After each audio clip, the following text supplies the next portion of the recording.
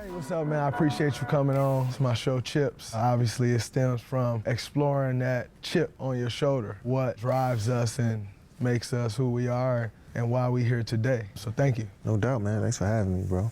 First 9 years in OKC, and then you decide that you're leaving OKC. And you ultimately decide to come to the Warriors, knowing that the scrutiny would be there, knowing that everybody would say the Warriors were this great team, but you still ultimately made the decision. Why was that? Was that driven by, I don't give a fuck what y'all think, this is good for me?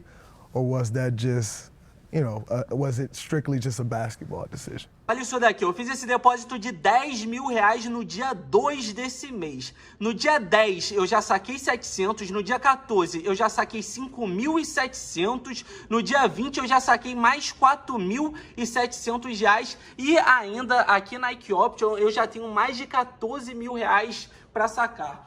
Ou seja, eu botei R$10.000, fiz mais de R$20.000 em menos de 2 semanas. O que vai acontecer? Diariamente eu vou passar para vocês sinais que você não precisa entender. Você não precisa entender, você vai copiar tudo que eu faço. Você vai copiar tudo que eu faço e você vai ter os resultados que eu tenho. It was a basketball decision, but I knocked down the not giving a fuck ladder with that too. You know what I'm saying? It kind of knocked down 2 birds with 1 stone with that. But it was mainly, I felt like I was the absolute perfect fit with what you guys were doing on both ends of the ball. And I knew my game had reached a point where I needed to really see what that looked like. And I thought that was just a no-brainer. I would do that shit a million times. And, again, I didn't second guess at all. And I knew that's what I wanted to do when I was going into these meetings. But I really just had to confirm, go through the process. But I knew from watching the games, just looking at interviews, just seeing everything that y'all about,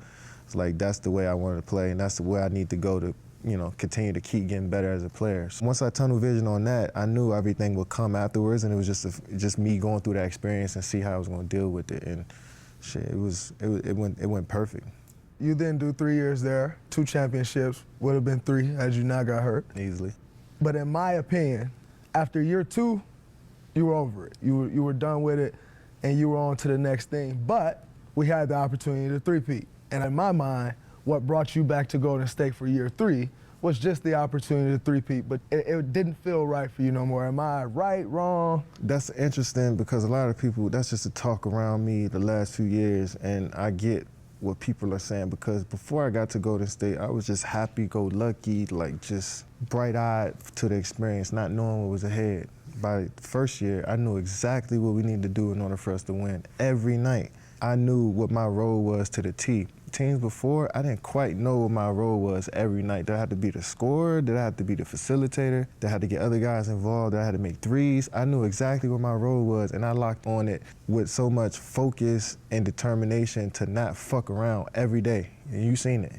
From workouts to practices, shoot-arounds, film, I was super locked in, and it made people on the outside look at me like, hold on, is he enjoying this? When I dive into something like that, with that level of focus, I don't want to be anywhere else in life. That's the most enjoyable experience I ever had after that first one. If that was the case, I wouldn't have played 78 games that year. I would have just waited to the end of the season and tried to play in the playoffs. I played every game.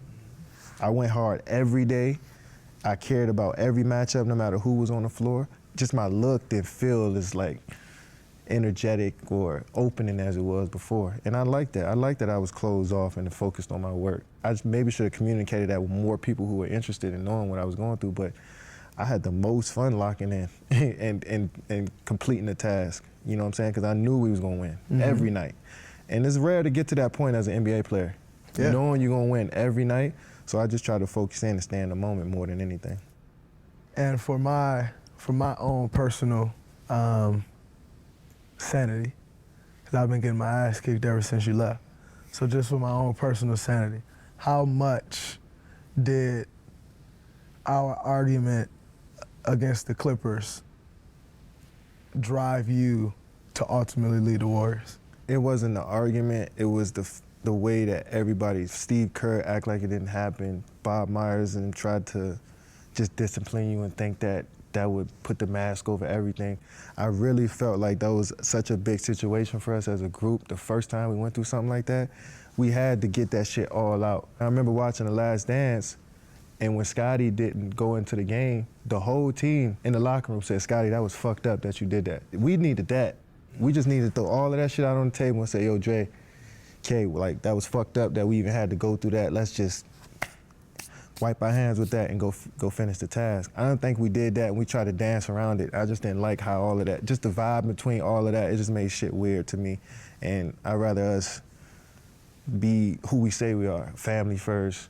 Communication is key. Like, we didn't show that, and that's what rubbed me the wrong way more than anything. Well, you know, I think people look at us and they say, oh man, you play basketball for a living, you should be happy, which is great, right? Like, you love basketball, I love basketball. Being able to do that and make the type of money we make is incredible. But with that comes a lot of fucking scrutiny, comes a lot of headaches. What is the happiest you've been as a professional? I don't even like to use the word happiness. That's just a fleeting feeling. It can just go so up and down. I don't want to chase that feeling. It's just not a efficient way for me to live. I feel like just having peace and really simply just enjoying being alive every day is the best place for me to be. You know, I don't want to be happy and sad. Like, I don't even want to have to go through that. I just want to just kind of float through life. I experience so much. I just want to take on every experience for what it is and enjoy it in the moment, you know? Mm-hmm. So I don't want to chase happiness, you know, so that I just try to stay even. I respect that. Appreciate it, bro. Man, that was incredible talk, yes, my sir. brother. Thank you, thank you. No doubt. That's Chip, it's a wrap.